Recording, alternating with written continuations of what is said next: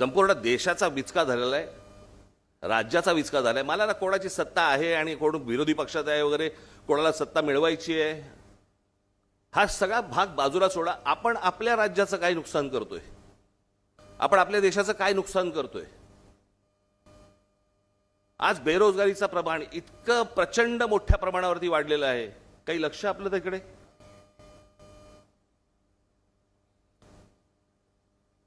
आज अजून पाऊस पडलेला नाहीये। महाराष्ट्र देशात अनेक ठिकाणी, खास करून महाराष्ट्रामध्ये दुष्काळी परिस्थिती येणार,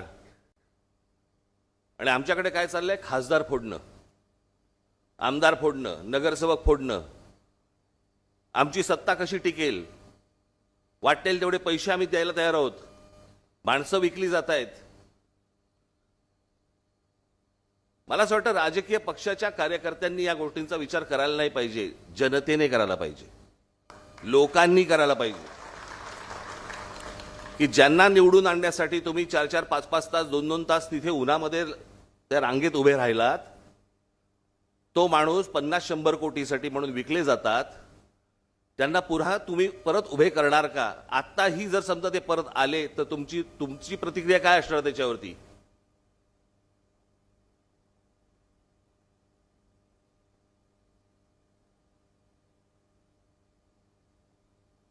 एक जुनं वाक्य आहे ते, स्वाभिमान मेला ना की उरतात फक्त जिवंत प्रेत।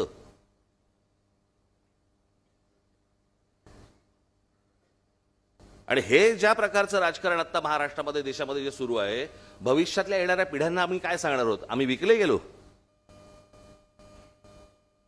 म्हणून तुमच्यासमोर ही परिस्थिती आली। माझ्याकडे आता एक आकडा आहे, खास करून तुमच्यासाठी आणलाय। देशात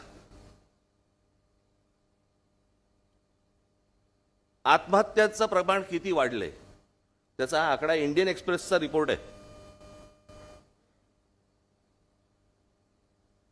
काश्मीरमध्ये 16 लोकांनी आत्महत्या केल्या, मग अजून कुठेतरी जम्मूमध्ये, इथे तिथे सगळीकडे आलेत। प्रत्येक राज्याचे दिलेले आहेत, कुठे 11, कुठे 42, कुठे 106 आत्महत्या। मिझोराम या भागामध्ये, त्याच्यानंतर 615, त्याच्यानंतर तुमच्या गुजरातमध्ये, मध्य प्रदेशमध्ये 15,000, गुजरातमध्ये 8,000। सर्वात जास्ती कुठे आहेत? 22,174।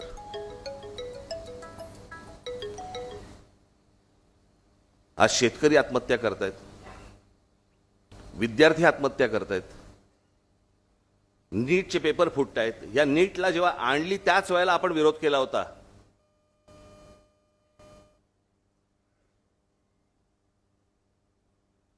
आज लहान मुलं पळवण्याचा प्रकार वाढलेले आहेत। खासदार आमदार जसे पळवले जातात तशी लहान मुलं पळवली जातात, मुली पळवल्या जात आहेत, त्याचे व्यापार होत आहेत, त्याला परदेशी पाठवलं जातंय, काही जणींना वेश्या व्यवसायाला पाठवलं जातंय। एवढे सगळे प्रश्न आज आपासून देशासमोर उभे असताना आमच्याकडे काय चालू आहे? आमची सत्ता टिकावी म्हणून आम्ही करोडो रुपये टाकायला तयार आहोत। आम्हाला खासदार फोडायचेत, आमदार फोडायचेत, नगरसेवक फोडायचेत। तुमच्या मताला किंमत काय? 0। कोण तुम्ही, कोण नाही।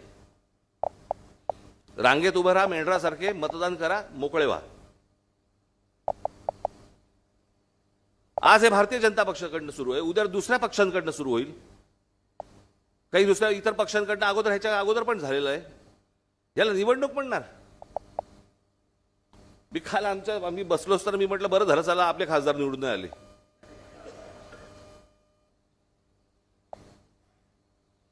पण या पळवापळवीच्या राजकारणामध्ये आपण मूलभूत गोष्टी आपण विसरून जातो आहोत। आपण महाराष्ट्राचं अस्तित्व विसरून जातो आहोत, महाराष्ट्राचा स्वाभिमान विसरून जातो आहोत, महाराष्ट्राची परंपरा विसरून जातो आहोत, देशाची परंपरा विसरून जातो आहोत।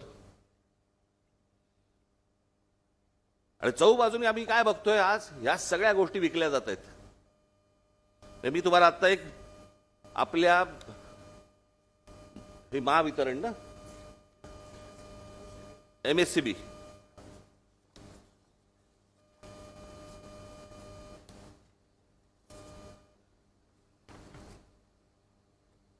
MSC DCL Maharashtra state electric distribution, हां बरोबर, वितरण, याचा भारताच्या पॉवर मिनिस्ट्रीने आत्ता एक आकडा काढला. तुम्ही नीट लक्षात ठेवा मी काय बोलतोय. इथे माझे चॅनलवाले असतील त्यांनी जर नीट, पत्रकारांनी नीट बघावं. हा माझ्याकडे आत्ता रिपोर्ट आलाय. या भारताच्या पॉवर मिनिस्ट्रीने जाहीर केलेला रिपोर्ट आहे MSC DCLची. 100 पैकी महाराष्ट्राला किती गुण मिळाले असतील पॉवर डिस्ट्रीब्युशनमध्ये? तुम्ही राजकारण नीट समजून घ्या मी काय बोलतोय ते. किती गुण मिळाले असतील? 100 पैकी किती गुण मिळालेले असतील महाराष्ट्राला? 1.5%. 1.5 गुण मिळाले. 1.5.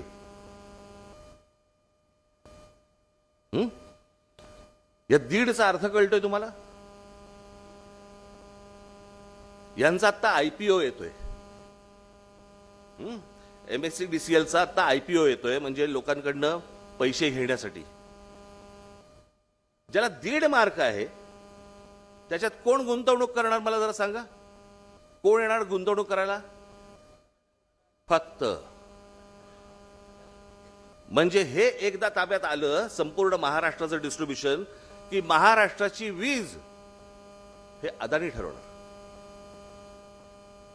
तुम्हाला कोणत्या भावाने विकायचंय, तुमच्याकडची कशी मीटर तोडायची आहेत, तुम्हाला कसं, तुम्ही जर पैसे नाही भरू शकलात तर कसे तोडायचे, अंधारात कसं ठेवायचंय, ह्याचे सगळे उपाय सुरू आहेत. मुंबई, ठाणा, महाराष्ट्रातल्या जमिनी तर देतातच आहेत, जंगलं दिली जात आहेत. तुमची वीज ही देखील दिली जाणार, उद्या पाणी दिलं जाणार. गुलाम आहात का तुम्ही?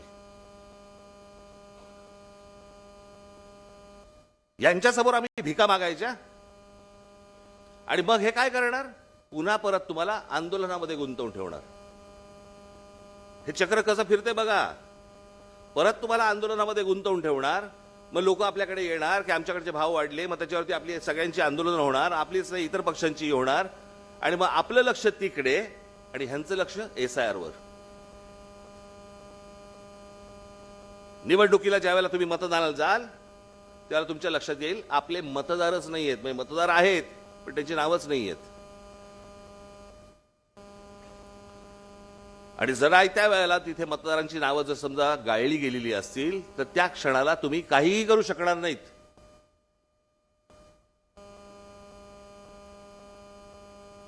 मला जे कळलं त्याप्रमाणे आता काहीतरी ममता बॅनर्जींची जवळपास 27 लाख मतं काढली गेली. 27 लाख.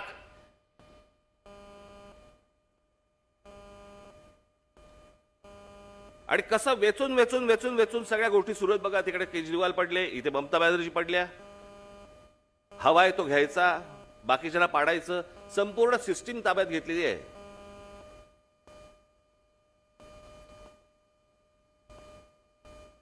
मला कोण सत्तेवर आहे ना ह्याच्या मला फरक पडत नाहीये.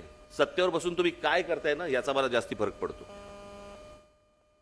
आपण काय धोरणं आणतो आहोत आणि त्या धोरणांमधनं आपण भविष्यातले काय पायंडे पाडून ठेवतो आहोत.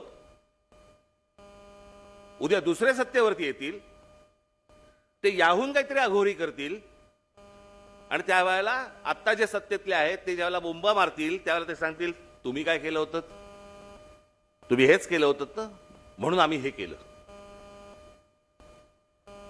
आपण राज्यात काय पायंडे पाडतोय, देशात काय पायंडे पाडतोय याचं कोणाला भानच उरलेलं नाहीये. तुम्हाला आठवत असेल की ज्यावेळेला महिला ती ह्याची योजना आणली, काय बहीण, लाडकी बहीणची योजना आणली, मी तेव्हाच सांगत होतो की महिलांच्या सक्षमीकरणाकडे जास्ती तुम्ही लक्ष द्या, त्याच्यावरती पैसे खर्च करा. दर महिन्याला पैसे देण्याची गरज नाहीये.